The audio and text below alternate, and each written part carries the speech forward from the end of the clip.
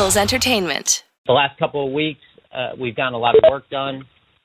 The player acquisition period obviously goes through the trade deadline, and it is our goal to utilize all of these periods to improve the talent on our football team. We didn't do everything that we wanted to do. We never get a chance to do that, whether it's in free agency or the draft. But we feel like we've really improved the quality of our team, certainly on the defensive side of the ball, where our emphasis was during the free agency and league year period, and brought a lot of guys that have an Eagle mentality to our football team. And we know that we have a lot more work to do to get to where we want our roster to be when we start playing, and we embrace that challenge. It's Friday. Welcome, Eagles everywhere, to the Eagles Insider Podcast presented by Lincoln Financial Group.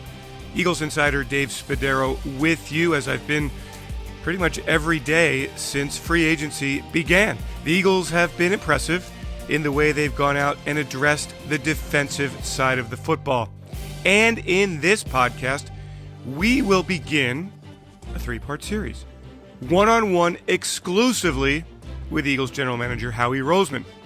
Today we'll talk to Howie about the free agency process, bringing in some of the key players that the Eagles have brought in, really changing the look of this Eagles roster, particularly on the defensive side of the ball. We'll meet with Hassan Ridgeway, who the Eagles acquired last year during the draft, sending a 7th-round pick to the Indianapolis Colts, getting back Ridgeway, and then having his season end in injury. He never got comfortable in the Eagles' defensive scheme, but the Eagles saw enough of him to bring him back, and now he's part of an absolutely loaded rotation at the defensive tackle position. We will also have a headline segment and bring in Hall of Fame wide receiver Mike Quick to talk about the headline, Alshon Jeffery, who Roseman spoke about on Thursday in a conference call with the Eagles beat reporters. We're going to dive into the case of Alshon Jeffery. First up, let's talk to Howie Roseman one-on-one, free agency underway, and the Eagles making an impact. On the show today, very pleased to be joined by the Executive Vice President and General Manager of the Philadelphia Eagles, Mr. Howie Roseman. Howie, good day to you. Good to see you. Everything going okay with your family and being healthy there? Hey, Dave, thanks for asking. Everything's going as good as can be expected. I think this is a hard time for everyone. We appreciate all the hard work that so many people are doing behind the scenes right now in our communities. And I think that's the most important thing, is seeing how people are coming together. We'll get through this. Let's just keep supporting and encouraging each other and be smart about it, and this too will pass. Howie, how has this coronavirus work-at-home situation impacted the football side of the Philadelphia Eagles? What kind of provisions do you have here? What kind of resources do you have at your disposal? Well, Dave, our IT department, our video department deserve a tremendous amount of credit. I can't imagine that there's a better group in the National Football League. And they've put us in a position where working from home is very similar to working from the office. We have all the resources at our disposal to do that. And, in the grand scheme of things, what we're dealing with, the adversity we're dealing with, pales in comparison to what the rest of our community, our country is dealing with right now. So, we're just trying to, at the same time, maybe give people a little bit of a distraction as we try to improve our football team here. And we feel like we've done that in the last couple of weeks. Howie, from a football standpoint, how difficult has it been to work in free agency, to get deals done? Can you explain that process? Yeah, Dave, there's no excuses at this time of year. We put so much planning and preparation into our off season. We had a plan in place, and we talked about it before. We had a plan A, we had a plan B, and we were trying to figure out what we could do, what we can execute, and quickly pivot on some sort of things. And I think we did that. The communication with our staff has been tremendous, whether it's with Coach Peterson, whether it's with Jeffrey, whether it's with Andy Weil on our personnel staff. And we're doing that throughout the draft process as well. I get calls every night from our coaches telling me about guys they like. They're interviewing these guys. I think the one thing is that we have time here. And so we can dive into all these things and try to do whatever we can have the best offseason that we possibly can. So again, where we're sitting versus where a lot of people in our community are sitting, there's no excuses. Howie, we are a week into free agency. How do you feel about what you've been able to accomplish in free agency with agreements, with contracts and with agreements to trade? Well, I think the first part is it's hard to say goodbye to players who've done so much for your football team, your organization. I know me personally, I'm a product of the players that we've had, and I take that very seriously. So we've had to make some tough decisions with guys that have meant a lot to our team, to our community, and we don't take those lightly.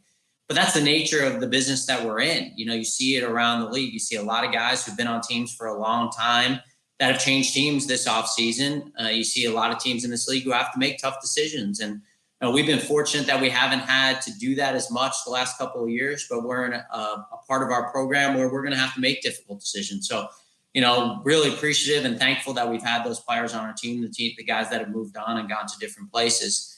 At the same time, I think we're really excited what we've added. And we're not done. We know that the player acquisition period runs up until the trade deadline. We understand, we look at our depth chart just like you do, just like our fans do, and understand that we're not perfect right now. It's impossible to fix everything in one off season, but we're going to try. We're going to try to do that. And when we look at the opportunities that we did have and combine free agency, trade market, and the draft, we couldn't be more excited about some of the guys that we got.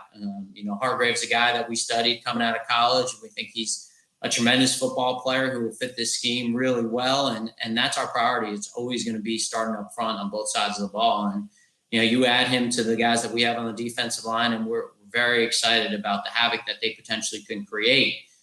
And then it's no secret that we're looking to upgrade our corner group. And, getting a guy like Darius, who's another guy that coming out, we had a tremendously high grade on.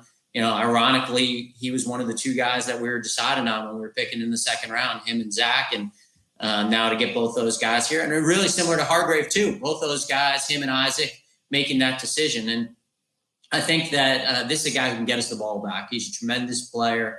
For us to be able to get a guy like that in the trade, obviously had to trade some picks, which we're trying to keep our picks, but we felt very, very good about the move and how it would benefit our team and the kind of guy that Darius is. And then if we could just back up with Hargrave, position of strength. I don't know if Eagles fans felt, hey, defensive tackle, why add another defensive tackle? Can you explain that thinking? Yeah, when you talk about the quarterbacks in this league, they are so talented. They are so good. The only way to disrupt them is to get pressure. And when you get pressure up the middle with the defensive line that we think we have right now, and obviously we signed Ridgeway, Malik Jackson's a guy that we have huge expectations for. He was a key to our offseason last year, got hurt for the first time in 8 years last year. And obviously the kind of player that Fletch is, it's hard for quarterbacks when they get edge pressure to step up when you have that interior defense line we have. And, we combine that with the edge guys. So I think for us, there's nothing more important than that. And that's where we're going to start building the base of our team. Howie, you talked about Slay. Can you talk about his skill set? And also, there had been reports that you were interested in Byron Jones. Can you address that?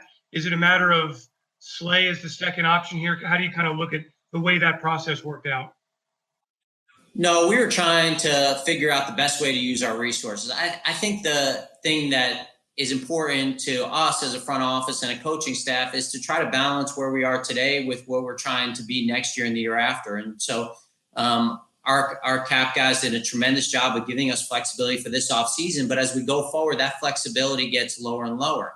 So if we were going to come out of the offseason, obviously it was important for us to re-sign Rodney McLeod, Jalen Mills, Ridgeway, Nate Sudfeld, as we talk about our team. If we were going to come out and improve our defensive line and improve our corner position, that was the most important thing for us defensively to do. And so we looked into the highest priced guys at both those positions. I think it's important for us that we try to figure out the balance of what guys are making over a 2-year period and how we can get as many guys as possible in that. And when we balanced out maybe the price of a corner, a high price corner on the market, and what he was getting, what he was looking for, versus the value of doing this and of course trading draft picks and getting the defensive lineman too, it made a lot of sense to us. And I think, the minute that we kind of had made that decision, we quickly pivoted to make sure that we got the D lineman in the boat. And then, having these conversations, we've had a lot of conversations with the Lions about this player over the course of the year. And so we were able, obviously, to pivot on that as well and get a guy that we feel very, very, very good about being part of our football team going forward. Well, the fact that Darius was drafted by Jim, so he knows the scheme, is that a big part of why he was such an attractive prospect for you? Well, I think he's an attractive prospect because he's a heck of a player. He's a really good player at a position of need for us, and he can take the ball away and give it back to our offense, which is important, which we really haven't had for a long period of time. And obviously that starts with me and my responsibility to making sure we have it. But when you have familiarity with a player, obviously he played in college with Fletch. Jim drafted him in Detroit, and we have a bunch of people who were in Detroit with him. You can see the vision. You can see how it's going to work. There's not as much guessing game. Now, that's not saying that it's 100% anything's going to work, because other things come into play. But for us, when we're looking at it, how a guy's going to be used, what it's going to look like, that having that visual picture in your mind makes it easier to make these kind of moves. Okay. Also, Will Parks, Jatavis Brown. Eagles fans might not be as familiar with those two players. Can you tell us why that's such a good fit? Yeah, we'll start with Will. Obviously, a Philly guy through and through. He's got tremendous passion and love for the game. And I think our scouting staff, our front office, did a great job of identifying him as a young player that we really wanted to target. And when you look at our defense, and Coach Schwartz can talk about this better than I can, but you saw how many times we were using 3 safeties in our defense and the role and responsibility there. So again, for us, having these conversations, and we had it with our coaching staff before we had to leave the office, about what each guy can do and where each guy can play. So it's not a guessing game. And we're excited about getting him. He's young. The arrow's up on that player. In terms of Brown, here's a guy who's got tremendous athleticism. He's an explosive player. In 2016, he was a guy that, when he came off the board from the Chargers, we thought this was a heck of a player. He's a rocket ship. He had a 1.53 310. But at the same time, he's got to come in and prove it. That's really what these deals are for these guys. They come in, they weren't getting obviously exactly what they were looking for in the free agent market. We'll give them an opportunity to showcase their skills on defense and on special teams. And hopefully it'll work out great for both of us. Howie, free agency just doesn't stop with you. Another addition to the defensive backfield. Could you talk about the latest Philadelphia Eagle? I guess the newest Philadelphia Eagle. Yeah, Nickel Roby-Coleman is a guy that we've had our eyes on for a long time. He's explosive. He's twitched up. He's got an incredible competitive atmosphere. Really, when he became a free agent from the Rams, the first time we were interested in signing him because he can really mirror receivers, and he's got this competitiveness, this toughness, this speed that we're looking for in a defensive backfield. He did play for Coach Schwartz in Buffalo. He was with our strength coach in LA, so we feel like we have some insight into what kind of an athlete and worker that he is. And, we're just trying to add guys at a position that we think you can never have enough. We've seen it over the last couple of years, how many corners have gotten hurt. We still have Cravon, who's played inside as well, and he's got some versatility to play inside.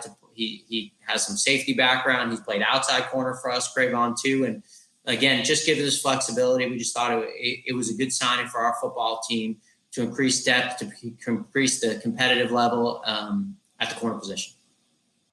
So, Howie, to sum up the acquisitions, all on the defensive side, we'll get into the players you signed back in just a moment, but the players that you added, tremendous feeling of upgrade to this defense at all 3 levels? For sure. But it's important to note, we're not done yet. We're in a period of time that we're going to continue to add to our football team. We're going to continue to add to our football team throughout this offseason. And wherever we see upgrades, we're going to try to be aggressive about it, but also having our eye on the ball to what's going on in the future. But I think when we talk about our defense and where we are now, we're excited about the possibilities, but continue to add on that. I view everything in terms of food, Dave. So I think it's like a layer cake. We're just trying to build those layers and make sure we have depth at every level and continue to do things that help. While the Eagles were bringing in players from other rosters, they also took care of their own. One of those players, defensive tackle Hassan Ridgeway, the Eagles think that there is untapped potential ready to bust out in 2020. One-on-one with Hassan Ridgeway. Hassan, congratulations on the deal. How's everything going, man? Tough, odd, crazy off-season, isn't it? Yeah, it has been. Stuck at the house. What are you doing? How do you get your workouts in? Well, I have equipment and stuff at the house still, able to run around and do a couple of different things still, so trying to stay in shape as best as possible. Hassan, how do you feel about coming back to the Eagles in 2020? I'm happy to be back to Philly. I mean, it's a great organization and a great group of guys, so couldn't be more happy. Can you kind of reflect on the year that you had? I mean, really kind of a wild season. You all of a sudden you get traded from Indianapolis to Philadelphia, and life changes. How would you put 2019 in perspective? A lot of ups and downs, but a lot of positives to take from it. Being able to be a part of an organization and a team that was able to do what was able to do with so much adversity, injuries that happened, and people were just pulling together, and coaching staff that they were able to have. It was great to be a part of it. Unfortunately, injuries and things happen, and everybody in my position, and then me myself got one too. So, I mean, up and down as it went.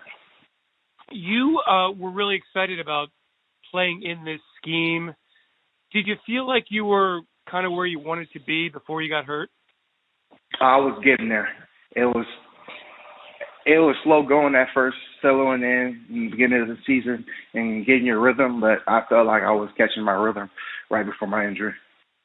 So do you feel like you can kind of pick it right back up whenever this 2020 season gets rolling again? Yeah, I feel like there's not going to be much of a drop-off. Just pick up right where I left off.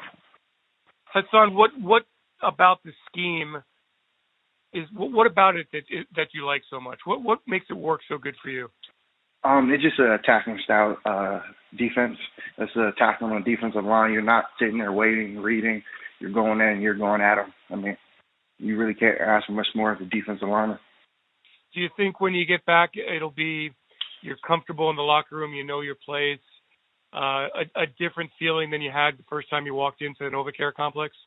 I think it's going to be around the same feeling for me. I kind of understood where I was coming into and what was expected of me going in. So, I mean, that much hasn't changed much. So, I kind of understand where I'm going to be and what is expected of me.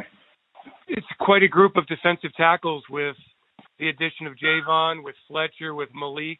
How do you feel about working in with all these guys? I mean, you can't ask for a better group to be a part of and go in there and compete.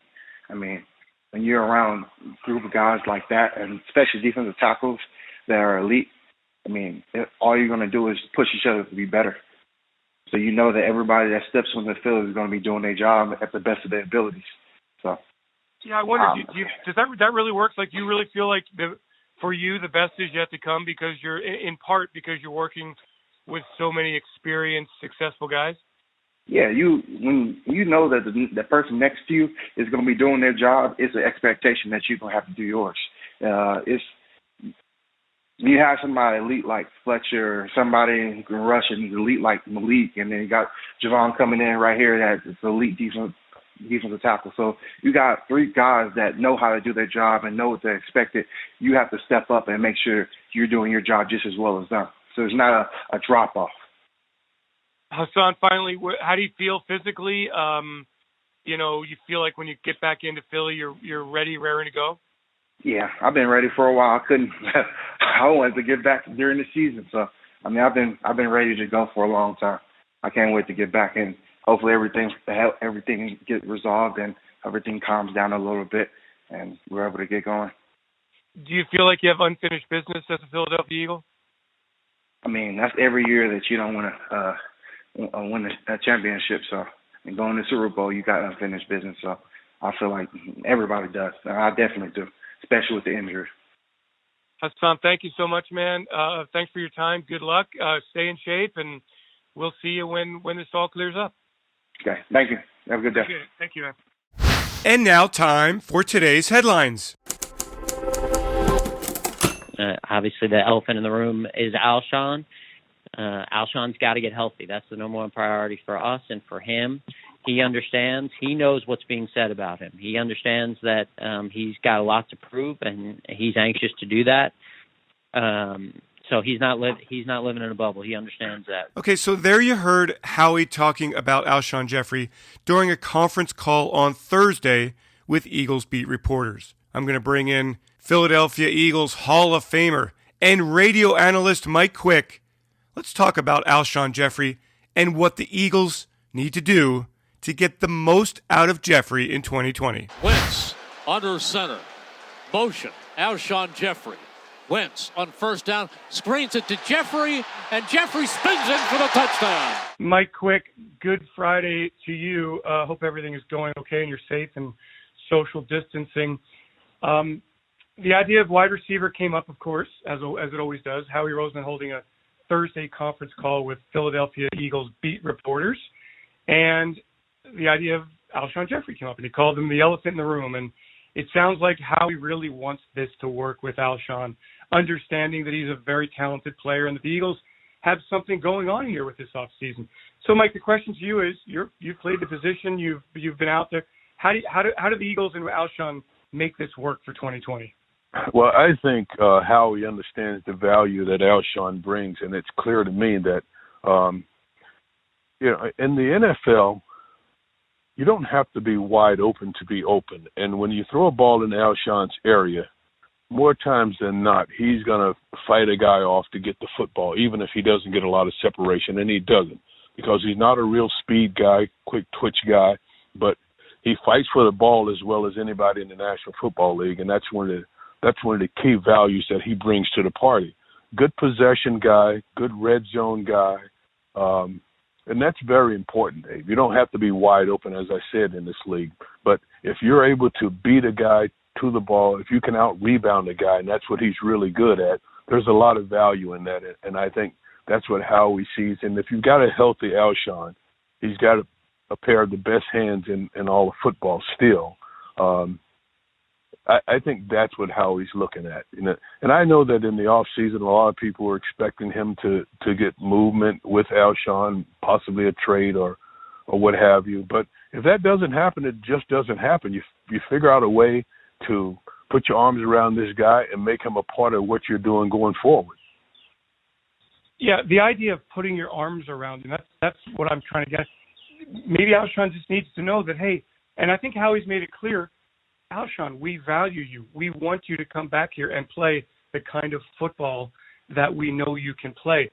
So how does Alshon react to that? Well, the thing about the National Football League is you're always proving yourself. It doesn't matter what you did last year. It doesn't matter what you did yesterday. There's a new challenge in front of you each and every day, each and every game, each and every week. So you've got to prove yourself over and over again. What he's done in the past, that doesn't matter. The Eagles winning the Super Bowl 2-3 years ago, that doesn't matter. You have to come back and prove yourself all over again, because that's the nature of this business. Mike, are you happy with what the Eagles have done to build the defense? We talked about it last week early on. They've added a few more pieces since then. You feeling like the Eagles have done the job here so far in free agency? So I think just like all the off seasons over the past 3 or 4 years, I think Howie's done an outstanding job in filling in some areas that needs to be filled in. But I heard him talk the other day, and he's talking about, just improving the roster. And you have to continue to do that. It's not just a process that you go through and it's over. It's an ongoing process, trying to improve the roster, trying to improve each and every position. And I think what he's done so far it's really going to help this football team. But it's an ongoing process, Dave. Mike, final question. What TV tips do you have for Eagles fans? What have you landed on here during this quarantining isolation period? Lots of silly stuff. But Breaking Bad has been really good for me. So I've gone back and watched a lot of Breaking Bad. Let's see, The Marvelous Mrs. Maisel. I've even watched some Seinfeld. I'm running out of things to watch. So if you have any suggestions, I'm open. I happen to have a suggestion on Netflix, and it'll scratch a little bit of that sports itch that we all have. It's called The English Game, and it's great. It's absolutely got everything. It's a 6-part series, season 1. It's called The English Game. Highest of recommendations. What? The English Game. Okay, I'm going on today to check that out. Check it out, and we'll talk next week, and you'll give me the review. Mike Quick, thanks so much. You got it. Have a safe weekend. Thanks so much. Thanks to Mike Quick, Howie Roseman, Hassan Ridgeway, and you for joining in on the Eagles Insider Podcast presented by Lincoln Financial Group. Peter Kelly, Ray Doyle, thanks for your work putting this all together. And again, I can't thank you enough for joining in every day, everyone. Please be safe out there. Continue to practice social distancing. In Philadelphia, we know that we are going through a very rough period for the next week or so as cases expected to double in the city and certainly in the region. Cases are multiplying by the minute. So everyone, be safe, stay healthy, and let's all enjoy the 2020 season together. Everyone, thanks for joining. If you have a moment to drop a 5-star rating in there, we appreciate that very much. We love your feedback. Pass the word. The Eagles Insider Podcast returns on Monday with part 2 of the Howie Roseman interview. I'm Insider Dave Spadaro. Thanks for joining, everyone. Have yourselves a great Eagles day. Fly, Eagles, fly. And again, everyone, let's do our part. We're all in this together.